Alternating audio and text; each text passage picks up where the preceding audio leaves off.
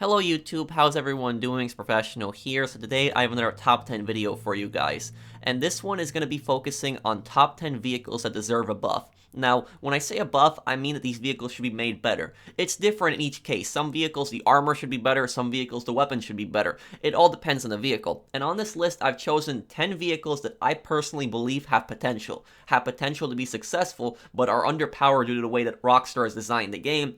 And today on GTA Online, we have Oppressor Mark IIs that pretty much dominate every single lobby. That's what most people use. So these vehicles, they should deserve a buff. And some of these vehicles, if you buff them, they might actually stand a chance against the Oppressor Mark II. Now anyways, let's get started with the video. Starting off at number 10, we have Technical Custom and the Technical Aqua. I decided to put both of them together since they're pretty similar to each other. Now, I almost never see anybody driving these vehicles. The only time I'll ever see it is during business battles, because they're the default vehicle in a lot of missions. I see plenty of Insurgent pickup customs. Never ever see this vehicle. And the reason that people don't really use this vehicle is because it's just not as armored as the Insurgent Pickup Custom, and I don't think it really should be as armored as the Insurgent Pickup Custom, but if you're going to make a custom variant and you're going to make us put all this armor on it, then please at least make it take a few explosions, because it only takes one RPG. The thing just gets blown up. On top of that, the gunner can easily be shot out of this thing. It does not have as good cover like the Insurgent Pickup Custom, but you can't really do anything about that because, it's kind of a pickup truck gunner on the back. The gun on the back is pretty good. I like the default gun. It's pretty powerful. I personally prefer it over the minigun, but what really frustrated me about this thing was the RAM. Now, the RAM should also be better. The armor on this thing should be better, and the RAM should be better. Now, when we put a RAM on this thing, a lot of times it can barely push vehicles out of the way. I don't expect the vehicles to be flying up in the sky like with the ramp buggy, but at least make it push vehicles out of the way at a decent rate. Something like, the Armored Boxville. The Armored Boxville's RAM is decent. Why can't the RAM be on this thing? That would create an incentive for people to use it over, the ramp buggy or the Armored Boxville or even the Phantom Wedge in some cases. So people would be using this thing a lot more. And another thing that I really don't like is I don't like that you can't put on, those barrels that make it float on the regular, Technical Custom, because then there's two variants of it. There's the Technical Aqua and then there's the Technical Custom. I don't understand why they can't just make it into one vehicle. Why can't I put these barrels on, the Technical Custom and have it float in the water and also be armored? And I know some people in the comments will tell me, but if you put the barrels on the armored one, it's going to sink because it's going to be too heavy. But, this is GTA logic. We have flying motorcycles in this game. We have an APC that's really heavy that can float in the water. So this thing, it should be combined to one vehicle. Let it float in the water, let it have better armor, and, increase its RAM. That's how you should buff this vehicle. Next at number 9, we have the Annihilator Helicopter. Now, I bet that some people are shocked to see this helicopter on this list. This helicopter has been in GTA Online since day one, and the main reason that I put it on this list is because it brings me back to my GTA 4 days. Now, if you play GTA 4's multiplayer a lot like I did, you will remember this thing. This thing was pretty much the most powerful vehicle in the game when GTA 4 launched, and while it didn't have explosive cannons at the time, some people got really good at flying this thing, and the AI in GTA 4, they didn't really have, crazy auto-aim like they do in GTA Online. And this thing got even better in the Lost and Damned because they added explosive cannons to this thing. But in GTA Online, it does have 4 miniguns in comparison to Buzzard, which has 2, but it doesn't have any kind of missiles. And me personally, if I was to buff this thing, I would give it some kind of countermeasures, some kind of flares. A lot of vehicles in this game, they could use countermeasures. I don't see why this vehicle can't have countermeasures. I don't expect them to make the miniguns on this thing explosive, but make it so that if you hit somebody with the miniguns, an NPC for instance, they die right away. Because I personally just can't stand it when you hit an NPC with it and they just fall on the ground, they get back up, shoot at you, you hit them a second time, they fall back up, get back up, shoot at you, and then eventually you finally kill them, and by the time you finally kill them, the helicopter took a lot of damage, starts smoking, and is going down. You could also add missiles to this vehicle, but I don't ever expect them to add missiles, but hopefully, they add countermeasures in the future. Its armor isn't that great, though. It can get blown up in one RPG, so I don't see why they can't buff the armor as well. If they buff the armor on the Savage, they should be able to buff the armor on this thing. Moving on to number 8, we have the AA trailer. Now, when I say I want the AA trailer buffed, I'm not really talking about the weapons in the back. The weapons in the back are decent, like the flat cannon, for instance. That is actually the most powerful weapon in the game. Excluding the orbital cannon, it can destroy a fully armored insurgent in one shot. It can destroy a Terabyte and Avenger in just a few shots. The flat cannon is insanely powerful. What I'm talking about is the vehicle on the front. Out of all the vehicles Rockstar could have chosen, they chose this truck to spawn it with. And this truck can get blown up in just one RPG. I really don't like that. I really don't like that the truck can just get destroyed so easily. You can hook up other vehicles to it. You can hook up like an Insurgent Pickup Custom, which is great for hauling this thing. Unfortunately, though, if you own an Insurgent Pickup Custom, you can't call it in because when you have the AA trailer spawn, it counts as a personal vehicle. So that should really be changed. It should be changed where whenever you have like an armored vehicle, you could choose to have it spawn with that armored vehicle, not this weak truck that can get blown up in just one RPG. At number 7, we have the Valkyrie Helicopter. Now, this is a helicopter a lot of people want to see buffed, including myself. And the Valkyrie has been in the game since the original heists came out back in March of 2015. And even then, when it came out, it was a pretty underrated helicopter. And the reason it was underrated was because it required 2 people to really maximize its power, because the front cannon on this thing is pretty powerful. Even though some people would say, that the Hunter helicopter has a pretty similar cannon, it does have a similar cannon, but it's actually a little bit different. The Valkyrie's helicopter actually fires at a faster rate than the Hunter's cannon. And if you take a look at this, me and my friend are doing Headhunter. He is just ripping up those armored vehicles easily with the cannon on this thing. Plus, this thing has miniguns on both sides, but a lot of people, they don't really use the miniguns. When they're going to be using a gun on this thing, they're going to be using the cannon, but the miniguns are a nice touch, and if it's just one person on the gun, they can switch back and forth between the back miniguns left and right. Really easy to use that, but the problem with the Valkyrie is that it's just not armored enough. It gets blown up in one RPG, and it doesn't have countermeasures. So if this thing was to be buffed, just increase its armor, have it take 2 to 3 missiles, and allow it to have countermeasures. Simple.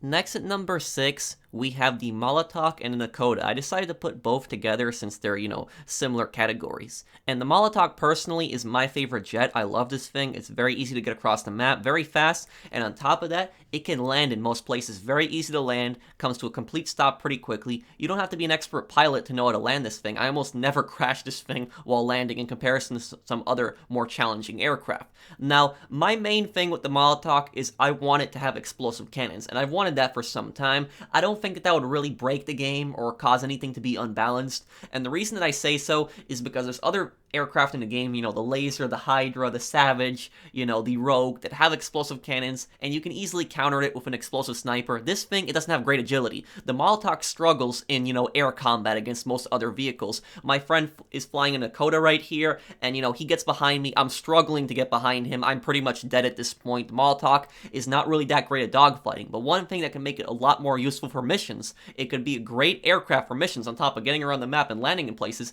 if it had explosive cannons. If it had bombs, that would be another plus. And, the same thing for the Nakoda. Give it, explosive cannons. It will be pretty similar to the Rogue. If you gave explosive cannons to the Molotov, I guess it will be pretty similar to the Laser and the Hydra. That would be great. It's understandable why it's not, an agile jet, because it's a MiG-15. The first jet came out in 1949, so it's not going to be a very agile jet, but at least, give it better weapons to make it more useful. And on top of that, this aircraft, the Molotov, costs $4,788,000, and the trade price on it, that is $3,600,000. That is still a lot of money, over $3 million for a jet. So if you're going to charge this much for a jet, then at least give it better weapons. At number 5, we have the Terabyte Sam, or the Terabyte Turret Station as the game likes to call it. Now this thing, I've always had a problem with this. I'm talking about the Sam, the weapon on the Terabyte. Not the Terabyte itself. The Terabyte, it's great for grinding, pretty armored, but this weapon on it has always irritated me. It should be better. Each time you fire a missile from it, there is a little bit of a cooldown, a few seconds, but the problem is that these missiles are just awful. They're not great. Even if you manage to lock onto a vehicle and you fire it, the missiles are just so bad that most vehicles can dodge it. If you take a look at my friend in Oppressor Mark II here, he's pretty much dodging every single missile. The only time I actually hit him is when he chooses to fly in a straight line. And while this thing, it can lock on to multiple targets, and it can lock on the people on the ground, which very few, lock-on weapons can actually do, like missiles, it's not effective. You see right here, I'm firing so many missiles at my friend on the ground, and all he needs to do is just run a little bit off to one direction, and he can dodge that missile. He can see the missile coming towards him, dodge it very easily. And even if you have a large vehicle, like a helicopter right here, it still won't be able to perfectly hit it. People can dodge these missiles pretty easily, and the only time I'm able to actually hit my friend is when I actually start manually aiming. When I start aiming at where the helicopter is, then I'm actually able to hit it. But other than that, the lock-on this thing isn't that great. You fire a missile at it, it's really easy to dodge. If they buffed a thing on this, made the missiles more accurate, then this could possibly be a solution to Oppressor Mark II spam. People could get in the back of this, and they could fire this at Oppressor Mark II's chasing them. What's the point of having, like, the SAM launcher on the back of it if it's so bad at locking on the targets and hitting them? Even if the targets are so close to you, it still can't hit them? What's the point of this thing, then? At number 4, we have Arena War Vehicles. Now, I could do this entire video on just Arena War Vehicles. I didn't want to spend too much time on it, and I didn't want to pick one specific vehicle, so I decided to put them all in here, because face it, pretty much every single Arena War vehicle needs a buff. Now, what is wrong with the Arena War vehicles? This vehicle right here, for instance, the Scarab tank, is one vehicle that has more decent armor than the other ones. It can take more RPGs than the other ones, but pretty much every single Arena War vehicle can only take one RPG. And the worst part about it is that we spend so much money on these Arena War vehicles. They are so expensive, and we spend so much money on armor alone. If we're going to be spending this much money on them, then at least have them take a few explosions, have them take a few RPGs. But the fact that the majority of them can only take one RPG and just gets blown up, that is just ridiculous. So either, increase the armor, make them a little bit more resistant to explosives, and if you don't do that, then at least decrease the price on them, or better yet, decrease the price and make them more resistant to explosions. Moving on to number 3, we have the Volatile Jet. Now this thing, there's two things I don't like about it that I think should be buffed. The first thing is, the guns on top I think should be explosive. If you're gonna have explosive guns on the Bombushka, you might as well have explosive guns on this thing also. The machine guns, while they are nice, they're not really gonna do much against ground targets, and air targets, they're still pretty limited. If somebody gets into like a laser or a Hydra, you're pretty much dead. And the worst thing about the Volatile is this thing does not detect lock-ons. It does not detect any kind of lock-ons. So if somebody's locking on to you, you don't know. What's the point of having countermeasures on this thing if it will not beep if somebody's locking on to you? You literally have to look behind you to see if a missile's coming up behind you, because this thing won't beep. Let it beep when missiles lock onto you, and give the machine guns explosive cannons.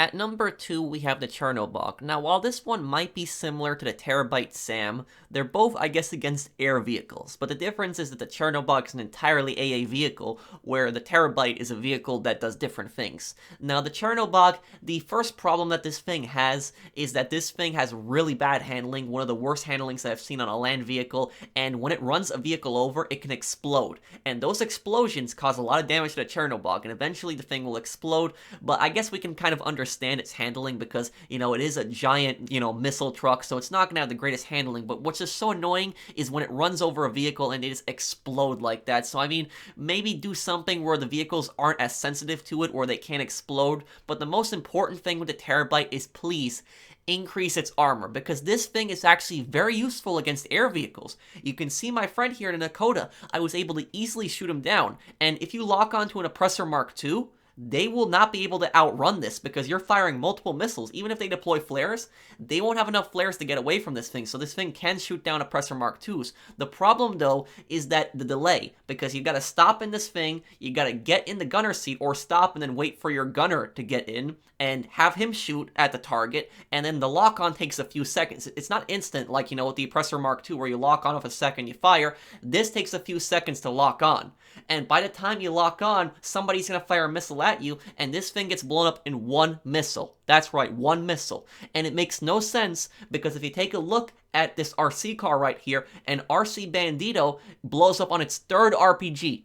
But a Chernobyl gets blown up in one RPG. Please, Rockstar, buff the Chernobyl, because this is actually one of my favorite vehicles. I like this vehicle a lot, and it's just such a shame to see such a vehicle with great potential be wasted like this. Please increase its armor, because if you have this big of a missile truck from, the Cold War, this big Soviet missile truck, at least have it have decent armor. How does an RC car have more armor than this giant truck? Before I unveil the number 1 vehicle that I think deserves a buff, I wanted to make a special mention, which is the custom laser. And this is the laser that you buy from, Warstock Cash and Carry. And this is really overpriced. Don't buy this laser anyways. The only reason I bought this laser a long time ago was to make a video review on it. But it costs $6.5 million. That is how much this laser costs. One of the most overpriced vehicles in the game. But if you're going to be spending $6.5 million on this vehicle, there is no reason why this vehicle should not have flares. It should have countermeasures. If you are able to spend that much money on it, there's no reason why you shouldn't be able to put countermeasures on it. I don't really think the weapons need a buff because the laser is powerful enough, but at least let the custom one have flares. I mean, at least that would have some incentive to get the custom one. And the number one vehicle that deserves a buff in my opinion is the Bambushka. Yes, that's right, the Bambushka. This vehicle costs almost $6 million regular price, and even if you get it with the trade price, it's still going to be $4.5 million, plenty of money. And this thing has actually been patched in the past, and not patched in a good way. In the past, you were actually able to transport vehicles and put them in the back. As you can see right here, I tried to put the post-op van in the back of my Bambushka, it wouldn't work, but I am able to put it in my friend's Bambushka, and the reason is because Rockstar actually patched a Bambushka a few months ago where they did it where you couldn't store vehicles in the back of it anymore. And basically to store vehicles now, you would have to take off most of the upgrades like any kind of livery, you would have to take off the JTOW thrust, you would have to take off countermeasures and the weapons on it. But then you could still transport it, and then you could put stuff in the back of it. And my question is, what is the point of letting us even open up this cargo ramp door? What's the point of it if we can't put vehicles in the back? Why are they blocking it out? Why can't they make the Bambushka so that you can put vehicles in the back and you can actually strap vehicles back there? If you're going to be charging, $4.5 million trade price for this vehicle and $6 million, close to $6 million regular price, it should offer some special features, like being able to transport vehicles across the map. It would create an incentive to be able to buy this thing. But the thing is, though, the Bambushka also has other problems. This thing's armor is extremely weak. It gets blown up in just one RPG. For spending that much money on it and upgrading the armor, this thing gets blown up so easily. And that's not even the worst part. The worst part about the Bambushka is even when you spend a lot of money on this thing and you upgrade the engines, you upgrade the speed, guess what? A Titan is still faster than the Bambushka, even after you completely upgrade it. This makes the Bambushka the slowest plane in the game, but it gets worse, guys. It gets even worse. There's actually another vehicle that's actually faster than the Bambushka, and actually much faster than it. You can see right here on my screen, one of my friends is in a vehicle, and he's catching up to me. What vehicle is he in? Guess what it is? It's a blimp. That's right, a blimp is faster than a Bambushka. How is a blimp faster than a plane that has 4 engines going at max speed right here? That makes no sense. The Bambushka, I think, really deserves a buff because I used to use this thing in the past, and I actually fought griefers with this. My friend would actually fly this, and I would bomb people on the ground, and it was actually a lot of fun. A lot of fun, reminded me kind of like the AC-130 in Modern Warfare games. It was a lot of fun with this thing. The problem today is that now people are flying around Oppressor Mark IIs. You can barely take off with this thing before it gets destroyed. It would have no chance against most other air vehicles in the sky. What you can do with the Bambushka is a few things. Increase its armor. This thing should take multiple explosions before it gets destroyed. The other thing is, let it store vehicles in the back. Let them be strapped on so that they wouldn't actually move around in the back. You can transport vehicles easily. Also, maybe give the weapons a buff on top of that, and most importantly, increase the speed on this thing. This thing should at least be 2 to 3 times faster than what it is right now. It should be much faster. If you're going to be upgrading the speed on this thing, it should go faster than a blimp. There is no reason that a blimp should be faster than this thing. And that is pretty much my list, guys. Let me know what else you think. Is there any other vehicles that I missed? If you guys enjoyed my video, drop a like. And if you're new to my channel and enjoy my content, subscribe. Let me know what you think down below. And I'll see you guys in the next one. Take care, everyone.